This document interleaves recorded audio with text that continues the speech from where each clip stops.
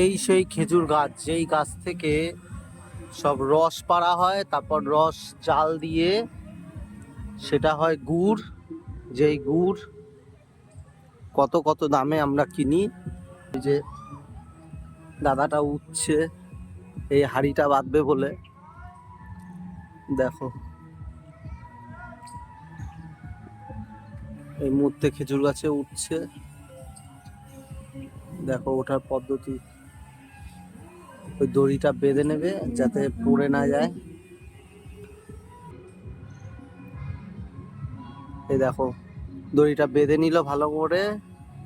এবার গাছের উপরেও একদম উপরে উঠে যাবে, উপরে উঠে হাঁড়িটা বাঁধবে, বোঝা যাচ্ছে। ওই দেখো একদম উপরে উঠে গেল কত সহজে, কিছু উপরে উঠে গেছে।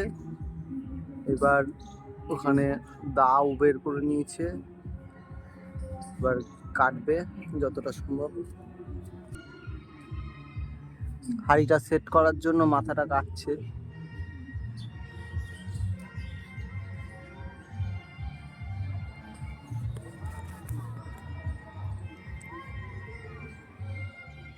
এভাবে কিন্তু রস বের হবে।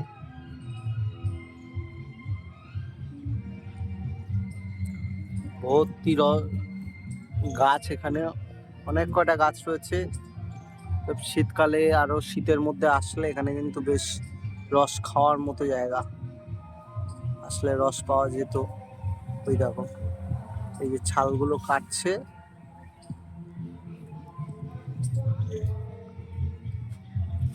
আর একটু জুম করে দেখাই। এই দেখো, ওই দেখো রস পড়া শুরু হয়ে গেছে অলরেডি। দেখো রস পড়ছে গড়িয়ে গড়িয়ে। বাহ, কি অপরূপ সুন্দর দৃশ্য দেখতে পারলাম। আর আমাদের ক্যামেরায় আমাদের বন্ধুদের কাছেও সেই দৃশ্য তুলে ধরছি। ফোটা ফোটা রস কিন্তু পড়ছে। আর ওই যে হাঁড়ি লাগিয়ে দিল। দাদা এই হাঁড়ি নামাবে কখন? সকালে পুরো ভরে যাবে? সকালে কয়টার দিকে আসলে পাওয়া যেতে পারে? 6টা?